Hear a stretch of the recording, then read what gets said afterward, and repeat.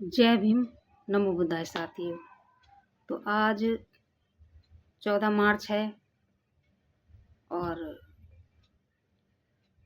लोग बहुत धूमधाम से होली भी मना रहे हैं, रंगों के साथ खेल रहे हैं। कल होलिका दहन भी किया गया था। तो साथियों, बच्चों को किताबों में अक्सर यही पढ़ाया जाता है कि हिरण्याकश्यप एक राजा, बहुत क्रूर राजा था। उसकी बहन होलिका एक राक्षसी थी। उसने अपने ही भतीजे को आग में लेकर बैठ गई और उसी में वो जलकर राख हो गई। तो इस तरह की कहानियाँ जो हैं पढ़ने को मिलती है, बच्चों को पढ़ाई जाती हैं, बच्चे मान भी लेते हैं और जो त्योहार हैं ये उन्हीं को उसी अंदाज में वो मनाते हैं। जैसे कि ये रीत चली आ रही है कि होलिका दहन किया जाता है और यह घटना हजारों साल पुरानी है। तो साथियों, मैंने भी कभी यही कहानी पढ़ी थी और बचपन में मैंने भी कभी गोबर की बुरखलियाँ बनाई थी, होलिका में डाल के भी आए थे, लेकिन तब इतना ज्ञान नहीं था। लेकिन अब जब असल इतिहास पता चल रहा है तो मुझे अपने आप पर ही शर्म आ रही है कि मैंने भी कभी इस कुरीति का साथ दिया था, कभी ऐसे त्योहार को मैंने मनाया था। तो साथियों, जो जागरूकता अब आ रही है, इस देश के मूल निवासी SC ST OBC जो इतिहास को समझ रहे हैं वो इस त्योहार का कड़ा विरोध कर रहे हैं। थोड़ी खुशी की बात यह भी है कि जो बाबा साहब को मानने वाले लोग हैं वो तो इसका विरोध कर ही रहे हैं, क्योंकि बाबा साहब की जब 22 प्रतिज्ञाएं जो उसमें पढ़ी जाती हैं तो उसमें साफ तौर पर यही कहा जाता है कि हिंदुओं का कोई भी त्योहार हम नहीं मनाएंगे और हम किसी को भी अवतार नहीं मानेंगे, किसी को भी ईश्वर नहीं मानेंगे। तो ये सारी कहानी यहीं ख़त्म हो जाती है बाबा साहब की 22 प्रतिज्ञाओं के ऊपर। तो अब बात आती है जो हमारा OBC समाज है।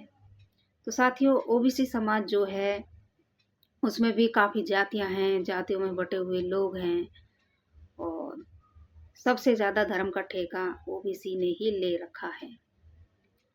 और थोड़ी राहत की बात यह है कि OBC समाज में भी जागरूकता आई है और उन्होंने भी इतिहास को पढ़ा है और पढ़ रहे हैं, पढ़कर इस कुरीति का विरोध कर रहे हैं। तो कल बहुत वीडियो ऐसी आई थी जिसमें अपनी पूर्वज होलिका के दहन का उन्होंने विरोध किया और उन्होंने शपथ खाई कि हम होली नहीं मनाएंगे।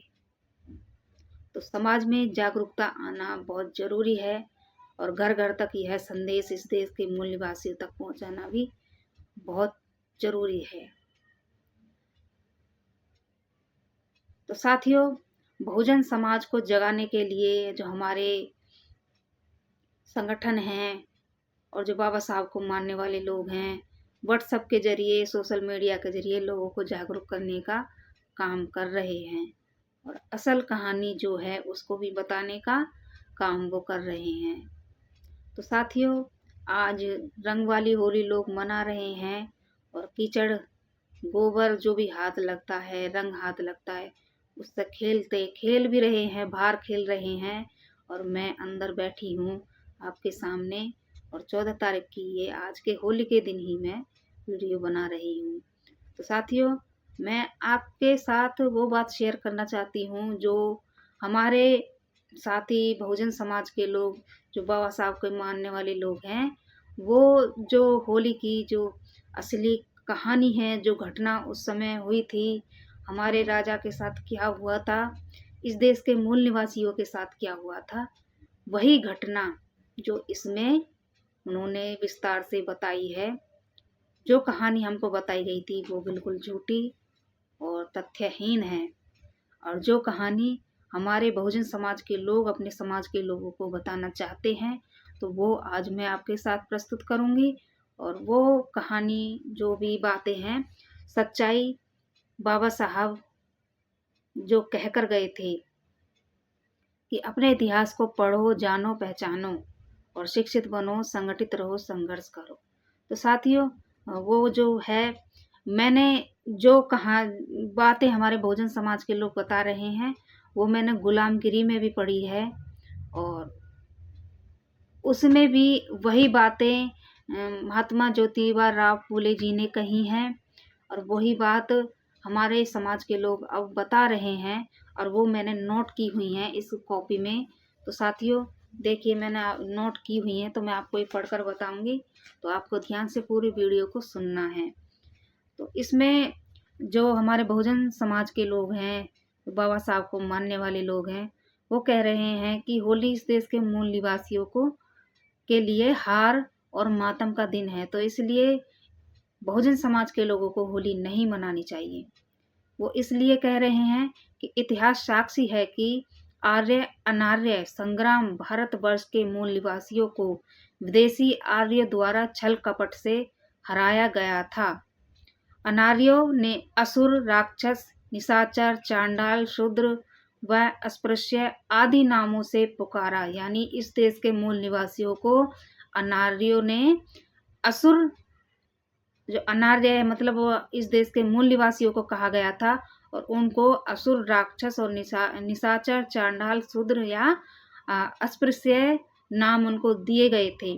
आज ये जो हैं पहले उस समय कहे जाते थे, आज के समय में वो दलित, पिछड़े या बहुजन के नाम से जाने जाते हैं।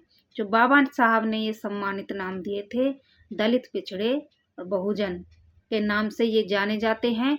युद्ध हारने के बाद अनार्यों की शिक्षा व संग्रह पर रोक लगा दी गई थी। जब अनार्यों को हरा दिया गया था, यानी इस देश के मूल निवासियों को हराया गया था, तो उन्होंने शिक्षा भी इस देश के मूल निवासियों से छीन ली थी, और सभी संग्रहों पर, सभी पर कब्जा कर लिया था उन्होंने, और लोग रोक लगा दी थी, और उन्हें घृणित कार्य करने के लिए बाध्य करके तमाम अत्याचार किए गए, जिनके प्रमाण ब्राह्मण धर्म ग्रंथों में आज भी मौजूद हैं। अगर हम इनके धर्म ग्रंथों को पढ़ेंगे तो हमें असल सच्चाई का भी मालूम हो जाएगा। आर्यों के सत्ता पर अधिकार के बाद देश के अधिकांश उत्सव व त्योहार बहुजन योद्धाओं के महिमा मंडन के रूप में जाने जाते रहे, लेकिन होली का त्योहार भी मूल निवासी अनार्य राजा हिरण्यकश्यप व उसकी बहन होलिका के अपमान का दिन अर्थात बहुजनों की हार का दिन है। किंतु अपने इतिहास की जानकारी के अभाव में भी इन उत्सवों में शामिल होकर अपने पूर्वजों का अपमान कर रहे हैं। हिंदू मान्यताओं के अनुसार एक राजा था। अब जो ये कहानी पढ़ाई जाती है, हमने भी बचपन में पढ़ी थी, और यही प्रचलन करके होली का त्योहार मनाया जाता है। तो हिंदू मान्यताओं के अनुसार एक राजा था हिरण्यकश्यप, उसकी बहन थी होलिका व पुत्र प्रहलाद। राजा हिरण्यकश्यप हरि का विरोधी था, यानी ब्राह्मणों की एक टोली थी जिसका मुखिया था विष्णु, और विष्णु हरि, उसके राज्य में विष्णु को कोई नहीं मानता था। प्रहलाद विष्णु का भक्त हो गया। अंततः राजा ने उसे मारने की योजना बनाई। कहते हैं कि होलिका को यह वरदान था कि वह आग में नहीं जलेगी, इसलिए होलिका को कहा गया कि बालक प्रहलाद को गोद में लेकर आग में बैठ जाए ताकि प्रहलाद आग में जलकर मर जाए। लेकिन अब वह आवारा मंडली के साथ रहने लगा।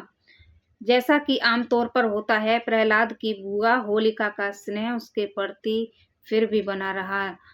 जब प्रहलाद जो है उस मंडली के साथ रहने लगा, उसके साथ आवारागर्दी करने लगा, लेकिन बुआ तो बुआ होती है, अपने भतीजे के प्रति स्नेह इतना था कि वह रोज शाम को राजा की नज़र बचाकर अपने आंचल में छिपाकर उसे खाना खिलाने जाने लगी। तो प्रहलाद व उसके दोस्त जो थे वो नशे में धुत रहते थे। वो तो मंडली में बैठा रहता था, जुआ खेलता, दारू पीता, भांग चरस जो भी उस समय के नशीले पदार्थ होते थे सबका सेवन वो किया जाता था उस समय। दोस्तों ने होलिका के साथ व्यभिचार किया, यानी इतना अभद्र व्यवहार, इतना गंदा काम होलिका के साथ किया था। और भेद खुल जाने के डर से उन दुष्टों ने होलिका को ही मार डाला। सबूत मिटाने के लिए लाश को रातों रात जलाया गया। इसके लिए रात में जहां जिस भी रूप में लकड़ी जैसी भी मिली, किसी की खाट मिली, किसी की चौकी, किसी का दरवाजा या कोई छप्पड़ मिल गया आदि, उसे लाश पर वो डालते चले गए और उसमें अंत में आग लगा दी। होली की लकड़ी एकत्र करने के लिए लगभग आज भी यही प्रक्रिया अपनाई जाती है। आपने देखा होगा कि आज भी ऐसा ही किया जाता है। कहीं से लकड़ी लाई जाती है, कहीं से उपले गोबर के उपले लाए जाते हैं, तो उसको इकट्ठा करके वहां पर जलाया जाता है। आज भी यह प्रक्रिया तथा नशे का यह प्रचलन है। जब राजा को इस बात का पता चला तो उसने प्रहलाद समेत पूरी आवारा मंडली को पकड़ लिया। जब अगले दिन, जैसे कि उस दिन होली जलाई थी, रात को ही जला दी थी, तो अगले दिन जब राजा को पता लगा था हिरण्यकश्यप को, तो उन्होंने उस मंडली को पकड़वा लिया। और हिरण्यकश्यप न्यायप्रिय राजा था। अपराध में अपने पुत्र के शामिल होने के कारण उसने स्वयं न्याय ना कर मामला न्याय पंचायत को सौंप दिया। सोचो उस समय कितना भारी दिल पर बोझ पड़ा होगा कि उसी का पुत्र उस अपराध में शामिल था और उसकी बहन को इस कृत्य करके मार डाला। न्याय पंचायत ने फैसला कर दिया कि अबला नारी को मारना कायरता है, अतः दोषी लोग वीर नहीं हैं, अवीर हैं, कायर हैं, इसलिए इनको कायरता का टीका यानी अवीर लगाकर मुंह काला करके गधे पर बिठाकर गले में जूते चप्पल की माला डाली जाए और नगर में घुमाया जाए। आज भी अक्सर ऐसा ही जुलूस निकाला जाता है। आपने जैसा उस समय जैसा उन लोगों के साथ किया था कि जैसे उनका मुंह काला किया था, उनके ऊपर कीचड़ फेंका गया था, घरों से निकलकर लोगों ने उनका विद्रोह किया था, उनको कीचड़ फेंका, अपमानित किया, जूते चप्पल की मालाएं पहनाई, गधे पर बिठाकर उनकी बारात निकाली थी। उसी चीज का बदला लेने के लिए यही ब्राह्मणवादी व्यवस्था ने आज भी यह प्रचलन जारी रखा है। और आज अक्सर ऐसा जुलूस आज भी निकाला जाता है जिसे लोग होली की बारात कहते हैं। समय बीतता गया, लोग घटना को भूलते गए। ढोंगियों ने इसको उल्टा रूप देकर कलंक का टीका सभी के माथे पर लगा दिया। इस देश के मूल निवासी उस घटना को भूल गए जो असल में जो घटना हुई थी, लेकिन इन पाखंडी ब्राह्मणों को यह मालूम था कि अज्ञानता के कारण लोगों को किस तरीके से मूर्ख बनाया जा सकता है, क्योंकि शिक्षा तो इस देश के मूल निवासियों से छीन ली गई थी और सभी अधिकार छीन लिए थे। तो जिस धर्म ग्रंथों को इन्होंने उस समय ही लिखा और जिस तरीके की व्यवस्थाएं बनाई गई थी, उसी में होली का त्योहार भी इन्होंने मनगढ़ंत तरीके से उसको उल्टे तरीके से लिख दिया और उसी तरीके से इस त्योहार को मनाने लगे। हमारे पूर्वजों ने कायरों के माथे पर कलंक का टीका लगाया था, आज हम उसे सम्मान समझकर खुद ही लगा रहे हैं। हमारी इस देश के मूल निवासियों की मूर्खता देखो, अपनी बहन बेटी की इज्जत आबरू किस तरीके से गई थी और उसी का हम विरोध ना करके बल्कि कितनी खुशी मनाते हैं, पकवान बनाते हैं, कीचड़ में खेलते हैं, गोबर में खेलते हैं, सेम उसी तरीके का करते हैं किस तरह की खुशी हम मनाते हैं। फैसला आपके हाथ में है कि आप कायर बने या शेर, क्योंकि जो इस इतिहास को जान गया है वो कड़ा विरोध कर रहा है इस व्यवस्था का। जब मुझे मालूम नहीं था तो कभी मैंने भी रंग खेले थे, लेकिन जब से मैंने असल इतिहास को जाना है, अपने महापुरुषों को पढ़ना शुरू किया है, तो मुझे शर्म आती है कि आज मैंने भी कभी रंग खेले थे, अफ़सोस होता है। लेकिन मैं भी प्रण लेती हूँ कि मरते दम तक कभी इस तरह की कुरीतियों को कभी नहीं अपनाऊँगी और सच्चे इतिहास के साथ अपने बहुजन समाज को जागरूक करने का काम करूँगी। होली समय व धन की बर्बादी है। जो धन आप होली पर रंग, तेल, साबुन, पानी, रंग की बर्बादी पर खर्च करते हैं, उसी धन को आप बच्चों की शिक्षा व परवरिश पर खर्च करें। इस त्योहार पर लगभग 1000 से 1500-2000 रुपए तक का खर्च आ जाता है। उसी पैसे को अगर हम अपने बच्चों की परवरिश में खर्च करते, उसका कितना फायदा होगा। होली के नाम पर एक ही दिन में लाखों टन लकड़ी व्यर्थ में फूंक दी जाती है, जिससे वातावरण भी जहरीले गैसों से भर जाता है। कृपया लकड़ी व पर्यावरण को आने वाली पीढ़ी के लिए सुरक्षित रहने दें। रंग से अक्सर चर्म रोग हो जाते हैं, इससे भी आप बचें। रंग भी इतने केमिकल वाले आ रहे हैं, लेकिन धर्म में, पाखंड में डूबे हुए, नशे में इस केमिकल वाले रंग को भी लगाकर अपनी त्वचा को भी खराब करते हैं। नशा करना और जुआ खेलना एक सामाजिक अपराध है, जिससे घर बर्बाद होते हैं। होली पर इससे बचें। और जो इन्होंने बहुजन समाज को यह संदेश देने की, सच्चाई बताने की कोशिश करी है, तो हम उनका भी नाम आपको बता देते हैं कि राम ब्रज गौतम एडवोकेट हैं वो, हाई कोर्ट से, और समाज सेवी अध्यक्ष हैं। डॉक्टर बाबा साहब जो हैं भीमराव अम्बेडकर वेलफेयर सोसाइटी के अध्यक्ष हैं वो। तो उन्होंने समाज को जागरूक करने के लिए संदेश दिया था और ज़्यादा से ज़्यादा इस मैसेज को अपने बहुजन समाज को, इस देश के मूल निवासियों को शेयर करने के लिए कहा था। तो साथियों, मैंने अपना काम मैं कर रही हूँ, अपने बहुजन समाज को समझाने का काम कर रही हूँ। अब आपके हाथ में है। अगर आपको इतिहास समझ में आता है, अपने असल इतिहास को जानना है, तो अपने बहुजन महापुरुषों को पढ़िए, अपने इतिहास को, सच्चे इतिहास को जानने की कोशिश करिए और होली का बहिष्कार कीजिए, क्योंकि होली जो है इस देश के मूल निवासियों के लिए, इस देश के बहुजनों के लिए एक हार व मातम का दिन है। तो आइए प्रण लेते हैं कि हम इस त्योहार का विरोध करते हैं और इस तरह की कुरीतियों को हम कभी नहीं अपनाएंगे और इन कुरीतियों को हम समाप्त करके ही दम लेंगे। तो जय भीम, नमो बुद्धाय साथियों।